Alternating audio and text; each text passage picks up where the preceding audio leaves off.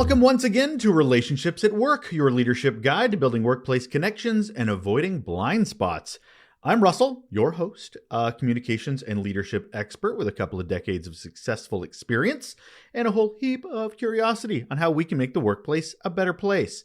If you're a leader trying to understand and improve your impact on work culture and the employee experience, well, you found yourself in the right place. It is Thursday, time for a mini episode of the show, quick and valuable bit of information, usually under about 10 minutes, all to help our mindset for the week ahead. And for this episode, the note I'm passing on to you, the troubling impacts of short-term thinking. Leaders are busy. I am, you are, we are, I get it. But being quote-unquote too busy is one of the biggest roadblocks to effective leadership and healthy organizations. It creates an environment where poor decisions and bad outcomes become inevitable because you don't have enough time to do anything else. But why? Because we don't often take or aren't given the time to be thoughtful and strategic. Many of us work in cultures that deprioritize reflection and long-term planning. In an effort to get it all done, we just default to short-term thinking and quick fixes, just band-aid solutions to issues that actually require leadership, long-term strategies, commitment.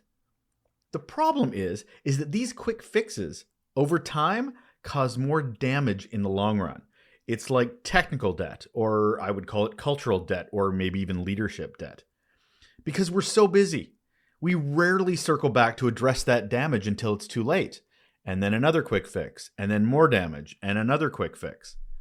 So let's take employee investment as an example to illustrate short-term versus long-term thinking.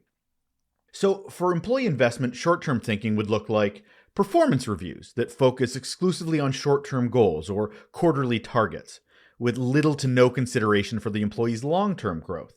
It becomes a box-checking exercise instead of meaningful discussion. Or how about dealing with underperformers?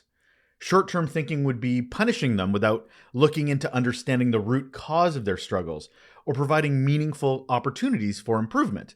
It's just you did a bad thing, you're getting punished, you're getting a talking to, move on. Now here's where the damage is. It causes increased turnover. Employees will feel undervalued and disposable if we move on to the next thing and the next thing without any consideration for them, because they're going to seek growth and recognition somewhere else.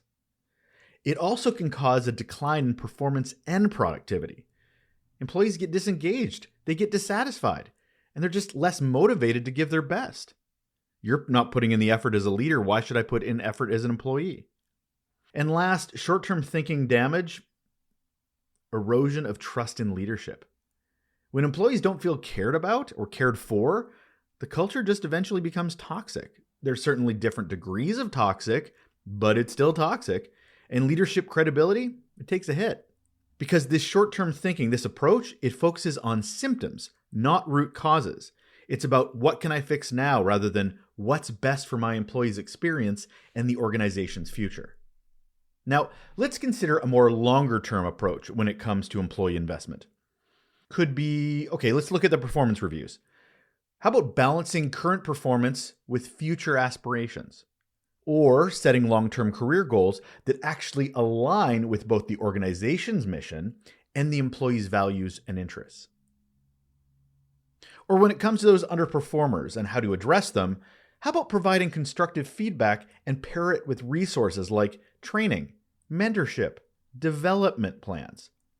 And then follow up regularly to discuss progress, maybe address challenges and identify opportunities. It's a relationship. Not a one-off, not a one-night stand, for lack of a better metaphor. Now, what's the benefits of this? Well, it actually provides higher engagement. Employees that feel valued and supported, well, it leads to greater motivation and effort. You care, so we care. It also shows improved retention. A clear path for growth for employees and recognition for their work makes employees more likely to stay. I can't tell you how many employees will tell me, I don't know what my next step is, and my leadership is nowhere to be found to help me with that. What if we actually do? And last, positive workplace cultures. That's a pretty great impact. Trust and mutual respect between employees and leadership, it leads to a healthier, more productive environment. Period. So Between short-term thinking and long-term strategizing, where would you rather work? What kind of leaders would you rather work for? Good leadership isn't transactional, though short-term thinking often makes it seem that way. Leadership isn't about quick fixes to satisfy higher-ups or to clear tasks off our plates.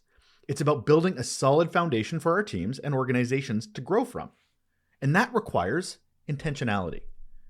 Now, to get the right mindset, we as leaders must ask ourselves some questions like, is this decision in the best interest of my team's long-term health? How does this fit into my employees' career journey? Will my actions today give them a clearer path for growth over the next year or beyond? Here's another one. Am I having a meaningful conversation with my employee, or am I just trying to get this over with? Employee investment. This is just one example of short-term versus long-term thinking. You could also think about a lot of other areas where it comes to, are we really fixing a problem, or are we just addressing symptoms and not diseases? We can't underestimate the influence we have on our employees, their experiences, their careers, future trajectories. And demonstrating that understanding means treating every interaction as part of a much longer journey for them and for us. Great leadership recognizes that investing time and energy in employees today will pay dividends for the organization tomorrow. So as leaders, let's look to invest in those long-term relationships. And I'll say it again, and avoid those one-night stands.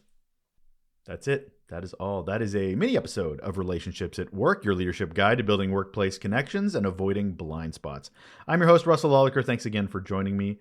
How are you enjoying these quicker episodes? I've been doing them for a little while now. Guest episodes on Tuesdays and every Thursday, these mini episodes. From the numbers, it looks like you're enjoying them, but I'd love to hear from you on how I could possibly be making these better, tweak them as we go. You can reach out to me at hello@russelllolliker.com. That's again, hello@russelllolliker.com. I would love to hear from you. All right, take care.